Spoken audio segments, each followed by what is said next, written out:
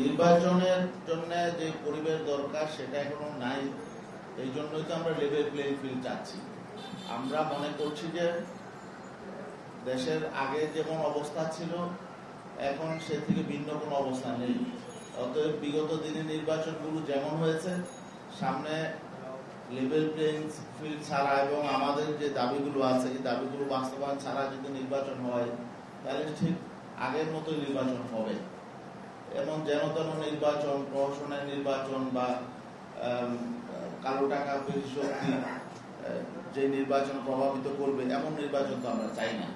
আমরা চাই জুলাই অভ্যুত্থান যে কারণে হয়েছে রাজনীতিতে গুণগত পরিবর্তন হোক এবং একটা সুষ্ঠু, গ্রহণযোগ্য, ক্রেডিবল একটা নির্বাচন হোক।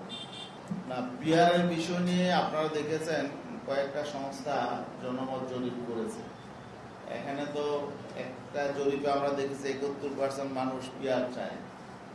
আরেকটা জরিপ তারপরে আবার হয়েছে, সেখানে বলেছে যে 55 বা 56% মানুষ পিআর চায় না। তাহলে এই জরিপে কিন্তু আমরা দেখতে পাচ্ছি যে প্রায় 45% মানুষ পিআর চায়। দুইটা জরিপ যদি আপনারা দেখেন তাহলে আমরা মনে করতে পারি যে প্রায় 50%-এর বেশি মানুষ পিআর চায়, আর অধিকাংশ রাজনৈতিক দল চায়। অতএব মানুষ পিআর বুঝে না বিষয়টা এমন না। আর পিআর তো কোনো যন্ত্রের, মেশিনের নাম না ইভিএম এর মতো। পিআর একটা পদ্ধতি, নির্বাচন মানে প্রপোর্শনাল রিপ্রেজেন্টেশন, সংখ্যানুপাতিক পদ্ধতি। ভোট তো মানুষ যেভাবে দিচ্ছে ব্যালটে প্রতীকে সেভাবেই দিবে। এটা নতুন করে তো বোঝার কোনো বিষয় না যে এটা নতুন করে মেশিন সম্পর্কে অভিজ্ঞতা অর্জন করতে হবে তারপরে মানুষ ভোট দিবে, তা না। ভোট মানুষ আগে যেভাবে দিত ব্যালটে প্রতীকে সেভাবেই দিবে, কিন্তু সেই ভোট যেটা কাউন্ট হবে সেটা রেশিওতে পার্লামেন্টে দলগুলো প্রতিনিধি পাঠাবে। এই তো 15ই সেপ্টেম্বর যেমন আমরা 7টা দল অভিন্ন কর্মসূচিতে মাঠে নেমেছিলাম, এবারও আমরা দ্বিতীয় ধাপেও আমরা 7টা দল কর্মসূচিতে মাঠে নামছি। এর বাইরেও অনেকে আমাদের এই কর্মসূচিকে সমর্থন করছে। এখানে জাতিসংঘ হলো একটা রাষ্ট্রীয় সফর।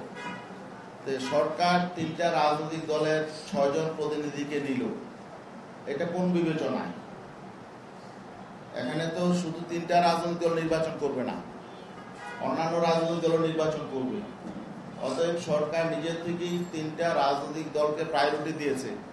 এটার বার্তা তো জনগণের মধ্যে, প্রশাসনের সব জায়গায় চলে গেছে। আমরা এই বিষয়টাই উল্লেখ করেছি। সরকারের উচিত না এমন কোনো কাজ করা যে কোনো রাজনৈতিক দলকে সেখানে প্রায়োরিটি দেওয়া অথবা কোনো রাজনৈতিক দলের পক্ষে অবস্থান করা, এটা তো ঠিক নয়। এই জন্য আমরা বলেছি যে সরকারের নিরপেক্ষতা ক্ষুণ্ণ হয়েছে এবং তারা আসলে বৈষম্য করেছে। জাতিসংঘের অধিবেশনের 3টি রাজনৈতিক দল শুধু নিয়েছে কেন, কোন বিবেচনায়, এই ব্যাখ্যাও কিন্তু তারা দেয় নাই। তো এই জন্যই আমরা মনে করছি যে তারা এখানে পক্ষপাতহীন করেছে, বৈষম্য করেছে এবং নির্বাচনে এটার অবশ্যই একটা প্রভাব আমরা মনে করি পড়বে। আর এখানে একটা বিষয় আমরা পরিষ্কার করি, আমরা কারোর সঙ্গে জোট করি না।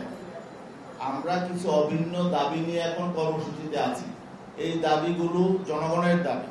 জনগণ এবং যারা জুলাই অভ্যুত্থান করেছে তারা রাষ্ট্র সংস্কার চেয়েছে, রাষ্ট্র মেরামত চেয়েছে এবং সেই জন্যই কিন্তু সংস্কার কমিশন হয়েছে, ঐক্যমত্য কমিশন হয়েছে। এখন যদি জুলাই সনদ বাস্তবায়ন না হয় তাহলে তো আসলে আমাদের জুলাই বিপ্লবটাই আসলে ব্যর্থ হবে। আমরা ব্যর্থ দিতে চাই না।